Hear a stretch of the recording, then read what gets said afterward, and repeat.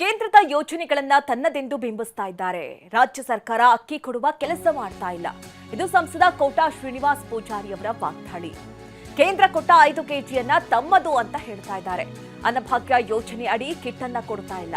ಇದು ಬೆಂಗಳೂರಿನಲ್ಲಿ ಕೋಟಾ ಶ್ರೀನಿವಾಸ್ ಪೂಜಾರಿ ಅವರು ಕಿಡಿಕಾರದಂತಹ ಪರಿ.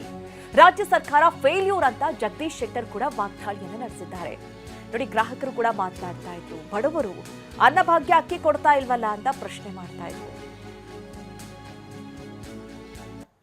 ಸಂಗ್ರಹ ಇರಲಿಲ್ಲ ಕೇಂದ್ರದಲ್ಲಿ.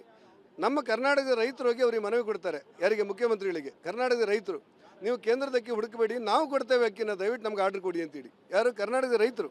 ಆ ದಿವಸದಿಂದ ಸಿದ್ದರಾಮಯ್ಯನವ್ರು ಮತ್ತೆ ಮಾತಾಡಿದ್ದನ್ನು ನಾನು ಕೇಳಲಿಲ್ಲ. ಅಂದರೆ ನಾವು 5 ಕೆಜಿ ಕೊಡ್ತೇವೆ, ಕೇಂದ್ರ ಕೊಟ್ಟ 5 ಕೆಜಿಯು ನಮ್ದು ಅಂತೇಳಿ ಪ್ರಾರಂಭ ಮಾಡಿದರು. ನಾವು 5 ಕೆಜಿ ಕೊಡ್ತೇವೆ ಅಂದರೆ ಇಲ್ಲಿವರೆಗೆ ಕೊಟ್ಟಿಲ್ಲ. ಇಂದಿರಾ ಕಿಟ್ ಕೊಡ್ತೇವೆ ಅಂತ ಹೇಳಿದ್ರೆ ಕಿಟ್ಟು ಇಲ್ಲ, ಪಟ್ಟು ಇಲ್ಲ, ನಂಗೆ ಗೊತ್ತಿದ್ದಂಗೆ ಯಾವುದು ಬಂದಿಲ್ಲ.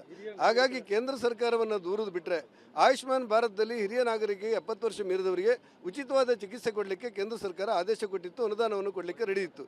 ಇವತ್ತಿನವರೆಗೆ ಕರ್ನಾಟಕದಲ್ಲಿ 10 ಜನರಿಗೂ ಕೊಟ್ಟಿಲ್ಲ. ಹೆಚ್ಚು ಕಡಿಮೆ 40 ಲಕ್ಷ ಜನರ ಪಟ್ಟಿ ಇದೆ. 10 ಜನರಿಗೂ ಕೊಟ್ಟಂಥ ಉದಾಹರಣೆಗಳಿಲ್ಲ.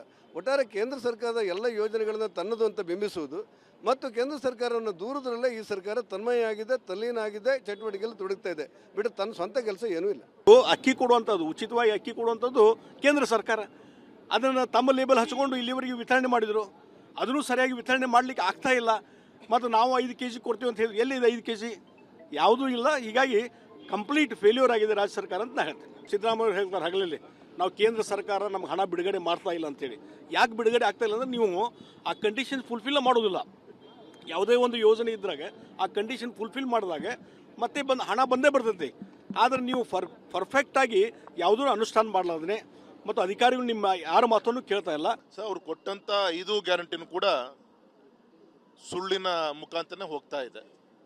ಅದರಲ್ಲಿ ಅಕ್ಕಿನೂ ಕೂಡ ಕೇಂದ್ರ ಸರ್ಕಾರ ಕೊಡ್ತಾ ಇದೆ. ಇವ್ರು ಕೊಡ್ತಿರೋಂಥ 140 ರೂಪಾಯಿ ಅಕ್ಕಿ ಕೊಡ್ಲಿಕ್ಕೆ ಆಗಲ್ಲ ಅಂತೇಳಿ ಅದು ಕೂಡ ಹಣ 2-3 ತಿಂಗಳದ್ದು ಬಾಕಿ ಉಳಿಸ್ಕೊಂಡಿದ್ದಾರೆ.